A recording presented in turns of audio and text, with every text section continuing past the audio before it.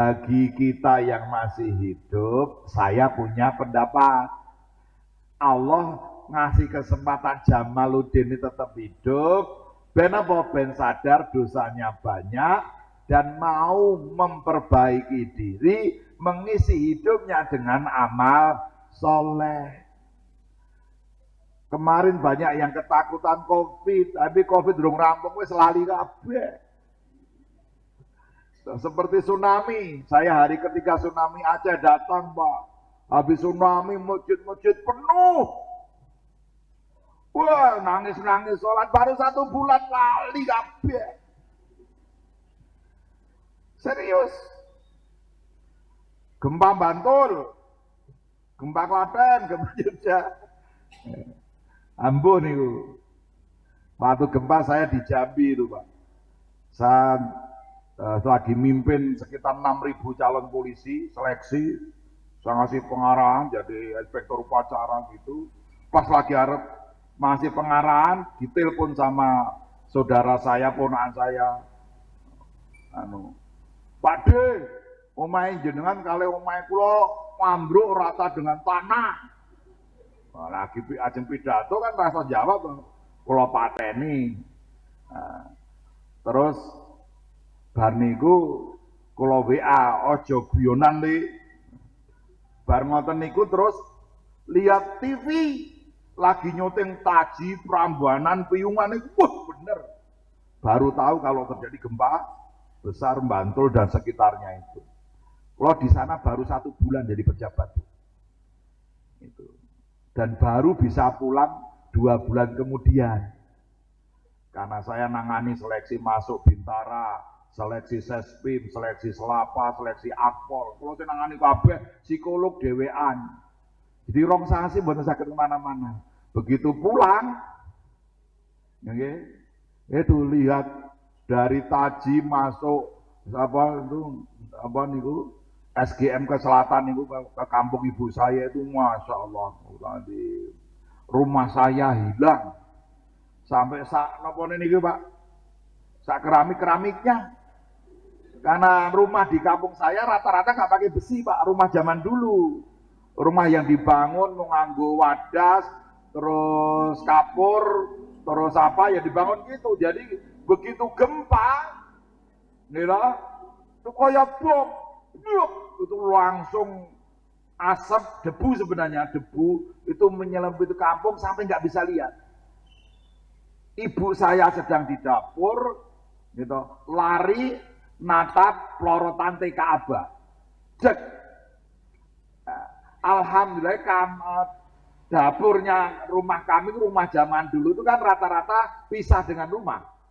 Dapurnya di luar, kamar mandinya di luar. Pas kejadian itu ibu sedang masak di dapur rumah kayu, mboten napa-napa utuh sampai saat ini.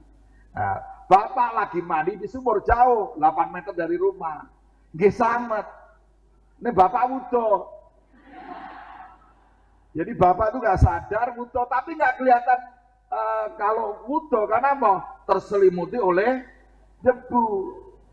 2 kemudian bapak saya baru cerita sambil tertawa-tawa. Sebelumnya sedih terus karena waktu itu hujan dan sebagainya. Mboten kula terus lah ceritanya. Nah, tetapi gempa yang terjadi tahun 2006 itu ya banyak yang sudah lupa, bukan lupa gempanya, lupa betapa nyawa itu dengan mudah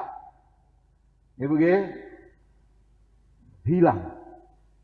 Nah Bapak Ibu, kita bersyukur mudah-mudahan yang dikasih hidup digunakan waktunya untuk memperbaiki diri, memperbanyak amal soleh, sehingga sewaktu-waktu kita dipanggil Allah Subhanahu wa Ta'ala, kita dimasukkan golongannya orang-orang yang husnul khotimah, insya Allah. Nah sekarang Bapak Ibu,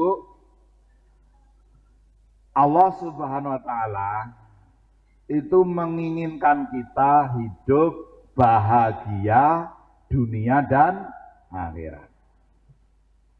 Itu Allah menginginkan kita, doanya terkenal nggih, Rabbana atina fid dunya hasanah wa fil akhirati hasanah wa qina adzabannar.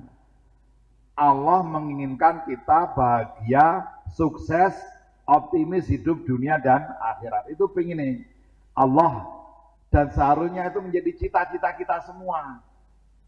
Ya Allah panjenengan paringi kula panggesangan ingkang sae selamat bahagia fid dunya hasanah wa fil akhirati hasanah wa qina adzabannar. Itu Allah pengennya begitu. Nah, pramila Bapak Ibu, kalau badhe tanget siapa yang pengen bahagia dunia saja, angkat tangan. Nggak ada, normal berarti. Sinten sing pengen bahagia hanya di akhirat saja, angkat tangan.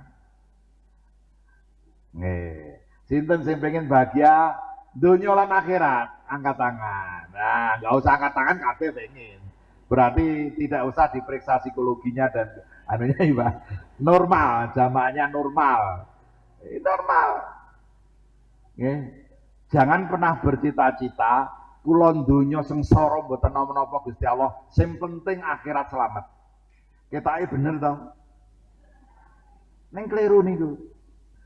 Masalah akhirnya kita jadi orang pas-pasan hidupnya, itu lain masalah. Tapi itu bukan cita-cita. Nggih Bu nggih? Wah, kalau pengen bahagia dunia ya Allah, bahagia akhirat. Terus akhirnya kok mung gajine 2 yuta sesasi, itu lain masalah. Karena yang gajinya 2 juta bahagia juga banyak. Terus mboten Bu? Sing gajinya 100 juta, banyak juga yang sengsara. Allah memberikan kebahagiaan sesuai dengan Allah melihat, oh kae iki Jamal pantese bojone ya mung siji. Ya ta? Tak kei anak 4. Nah, ning kudu sabar meh 7 tahun kula mboten gadah keturunan. Gitu. Pun diukur oleh Gusti Allah. Ning Jamal kae begitu nikah lu tak kasih anak, mungkin malah kesenengan duwe anak lali. Oh, kae tak kei pangkat wis kopral wae.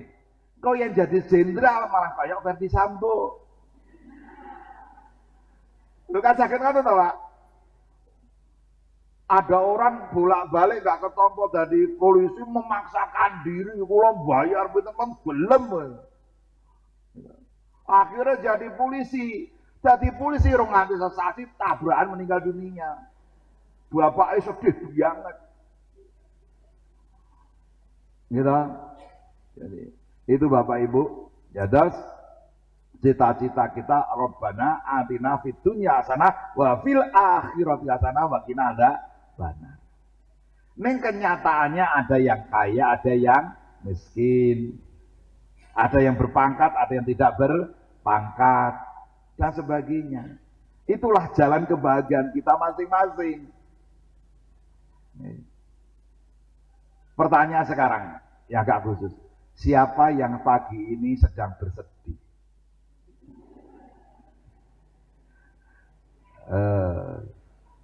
Lo pengen bahagia di dunia akhirat itu bukan berarti gak boleh sedih. Sedih itu normal. Rasulullah juga pernah ngalami sedih ketika putranya meninggal dunia. Sampai nangis Rasulullah. Tapi nangisnya normal. Orang, aku melu mati. Nah, bukan begitu. Nangis sedih Rasulullah. Sedih itu normal. Nih yang nggak dino sedih lah, niku sing boten normal. Atau nggak bisa sedih sama sekali. Wong garwane lunga 3 dino ora ana kabar tanpa berita kok malah guyang-guyu. Nah, itu ora normal itu. Kalau ada seorang bapak suami istrinya nggak pulang tanpa ada kabar kok malah seneng-seneng, nah itu.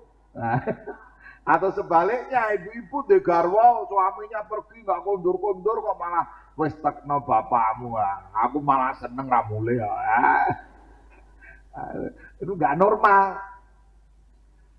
Keluarganya sakit sedih nggak normal. Bapak-bapak, kalau mau tanglet. Kalau bapak-bapak, ibu-ibu dulu aja lah. Kalau ibu-ibu suaminya sakit, berdoa untuk kesembuhan suaminya mboten? Bu? Nah, jelas jawabannya. Sekarang bapak-bapak mau saya cek. Bapak-bapak kalau istrinya sedih, gitu, sakit, bapak berdoa untuk kesembuhan istri napa mboten? Sing jawab mung 5, Bu. Kita bapak-bapak kan bojone lara do seneng-seneng. Enggak guyonan saja. Bapak-bapak itu iyanya tidak harus diungkapkan. Cinta bapak pada anak-anaknya tidak diungkapkan dengan aku mencintaimu. Banyak bapak-bapak yang mencintai anaknya dalam diam.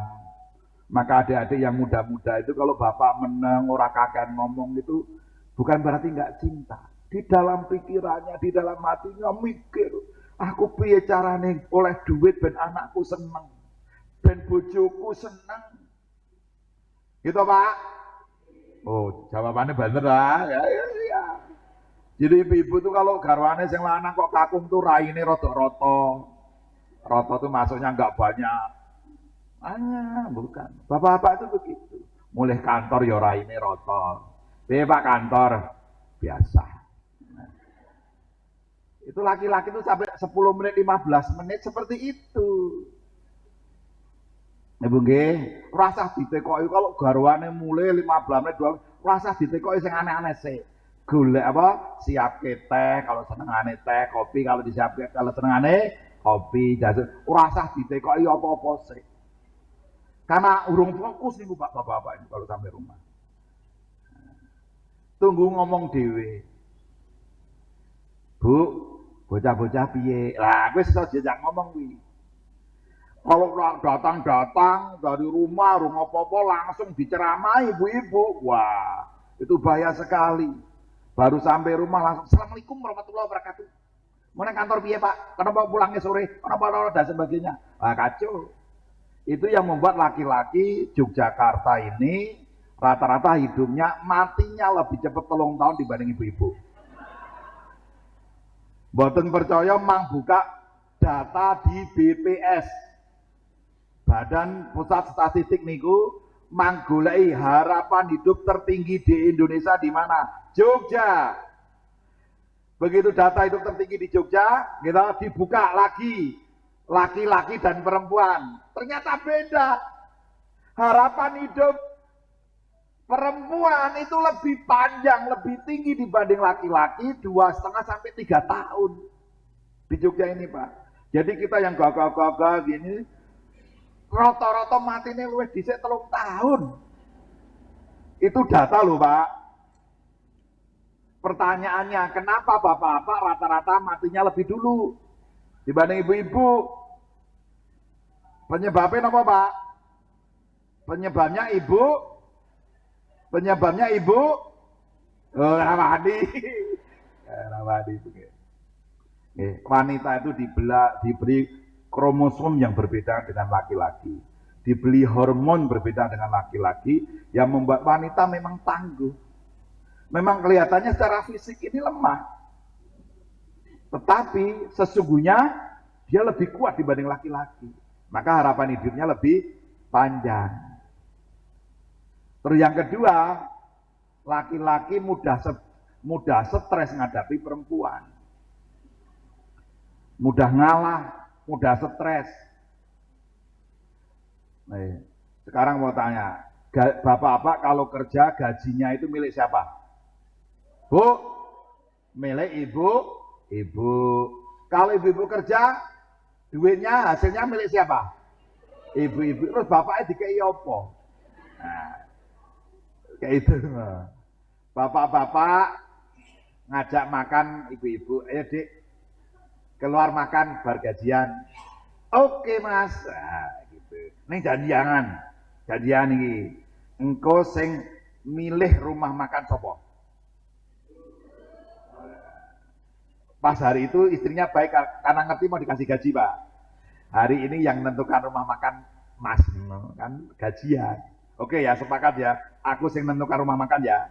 Iya Mas. Akhirnya keluar bersama anaknya. Sat. Begitu mau sampai ke rumah makan yang pertama, mau belok suaminya. Sesek Mas, madek. Arep mangan nang kene Mas. Iya. Aku ngerti Mas, neng kene itu rumah makannya enak, neng larang. Nah, rasito Pak. Nah, terus cari rumah makan yang kedua, lagi rame enggak set. Sik madhep sik Mas. Arep mangan neng kene iki Mas. Kene iki aku ngerti murah, enak, ning toilete mambu. Wah, rasito meneh. Ping 3, ping 4, ping 5, ping 6 ternyata yang ngatur istrinya terus. Akhirnya dek rasih domangane mulai. Nah, itu mengurangi umur 6 sasi, Bu. Lanjut dulu materi yang serius. Nah, Ibnu Abbas ketika menjelaskan hasanah fidunya hasanah, itu apa saja? Nah, beliau menjelaskan fidunya hasanah, dunia yang membahagiakan, kebahagiaan dunia itu ada 7.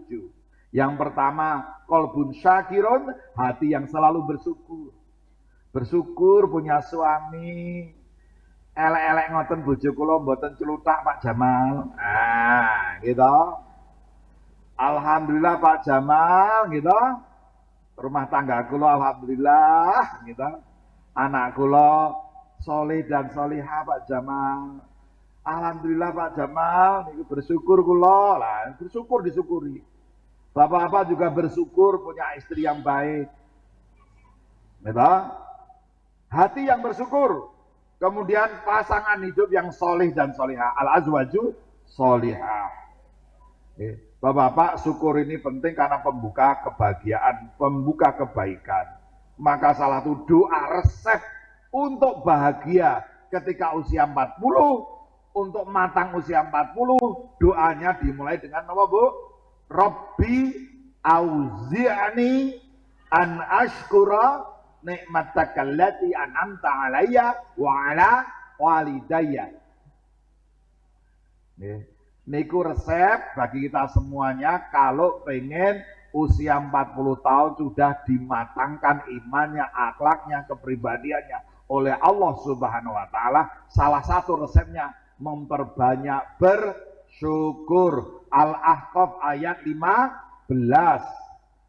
Ibu-ibu sudah hafal semua. Itu resep Allah agar kita hidup matang ketika mencapai usia 40 tahun. Hatta idza balagha asyuddahu wa balagha arba'ina sana. Ketika kemudian manusia tumbuh, berkembang, mematang, mendewasa, menua, usianya sampai 40 tahun, kemudian dikasih tuntunan doa. Doanya nanti dibaca Al-Ahqaf ayat 15. Pun baca terjemahnya, diamalkan isinya. Ini pasangan hidup setelah bersyukur, maka kita akan mudah memiliki istri yang solehah, bapak-bapak yang soleh. Kalau laki-laki yang senang ke masjid, itulah laki-laki yang soleh. Kalau laki-laki nggak mau ke masjid, itu laki-laki yang solihah.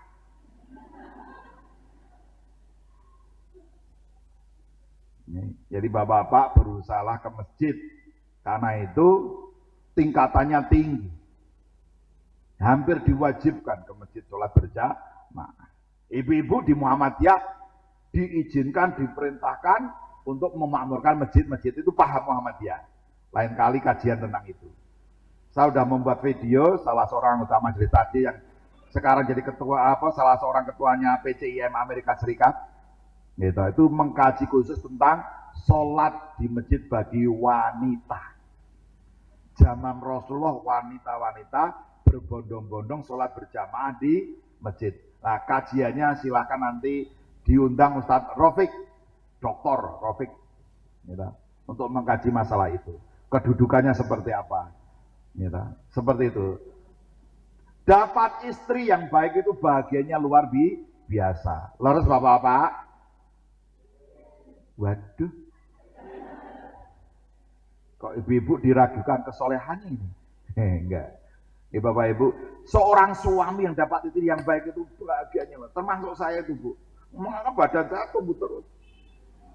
Ora amarga kokean mangan. Saya amarga seneng di bojo sing apik. Wis mangano sing akeh yang bojomu gawe stres ora bakal lemu. Ya Bu ya. namanya psikosomatis. Lho mangane akeh kok ora lemu-lemu. Entek gue sedih. Entek gue stres gitu gitu. Nah, ini makanya Bapak Ibu kita semua diharapkan sadar bahwa istri, suami itu penyebab kebahagiaan yang luar biasa. Penting dalam hidup ini. Sampai Allah mengajarkan kita doa di dalam Al-Quran. Rabbana hablana min wa dzurriyyatina qurrata a'yun waj'alna lil muttaqina imama. Apa? Allah pengen mengingatkan kita. Di samping pentingnya doa. Pesannya apa? Bahwa pasangan hidup kita, anak-anak kita itu akan menentukan kita bahagia atau tidak.